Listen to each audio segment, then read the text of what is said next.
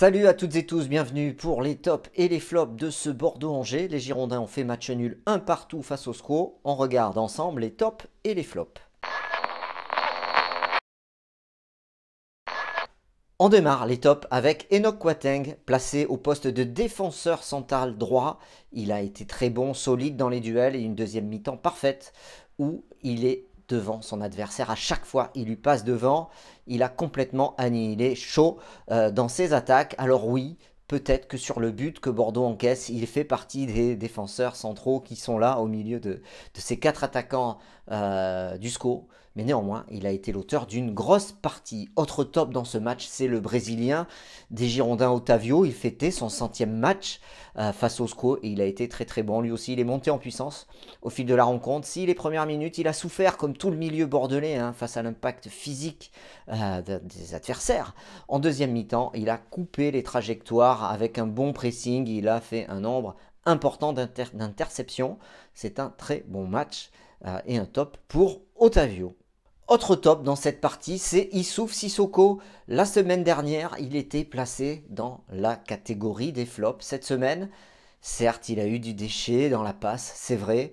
Il se projette beaucoup offensivement. Il offre à chaque fois des opportunités à ses coéquipiers et il n'a jamais faibli. Alors oui, c'est un jeune joueur, il faut quand même s'en rappeler. Il n'a que 18 ans. Par contre, dans l'intensité, dans le jeu, dans la proposition, au final, ça fait un match très positif de sa part. Même si c'est vrai, il doit encore progresser sur le plan technique et sur le plan offensif pour apporter ce décalage et surtout une bonne transmission de balles. Autre top, c'est Sékou Mara, le buteur, l'unique buteur de cette partie pour les Girondins.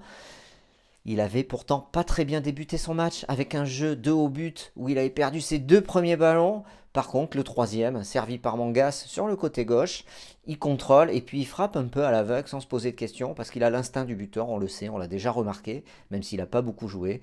Et sa balle contrée trompe complètement Bernardoni. On voit aussi qu'il est très bon de la tête sur un centre, je crois, de Mensa, venant du côté gauche. Il arrive à devancer son adversaire de la tête, c'est Romain Thomas, le défenseur central du SCO. Malheureusement, sa tête est captée par Bernardoni. Néanmoins, ça fait un match très solide de Sékou Mara qui montre qu'il peut, sur un ou deux ballons, mais avec un sens du but développé comme il l'a, débloquer des situations pour les Girondins de Bordeaux. Alors oui, il doit encore travailler le jeu de haut but. Néanmoins, ça reste très très bon pour le joueur des Girondins. On regarde tout de suite les déceptions et c'est les flops.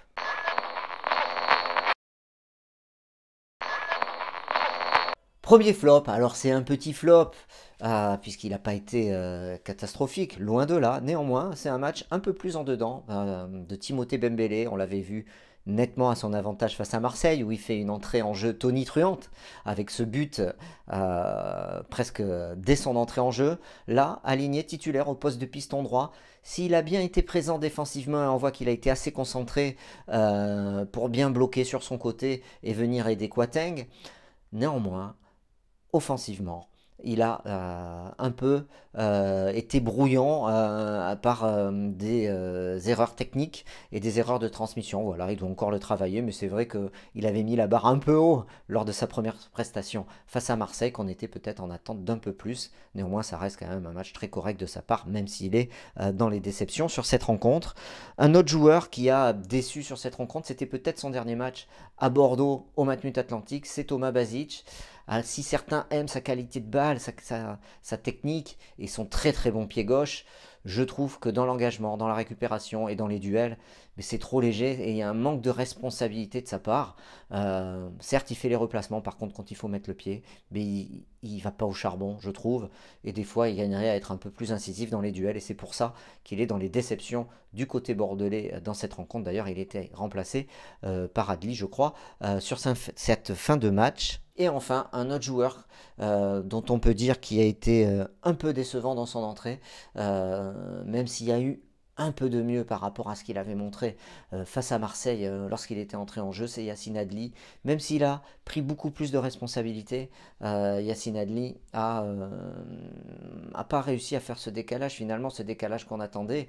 Il est venu chercher les ballons très bas et n'a pas réussi à se sortir un peu de l'étau angevin et à permettre au jeu offensif bordelais d'être un peu plus tranchant vers l'avant. Voilà, c'est tout pour les tops et les flops. Dites-moi dans les commentaires si vous êtes en accord ou pas avec ces tops et flops. Je vous donne rendez-vous sur Web Girondin lundi soir à 19h30 pour le talk. Allez, salut!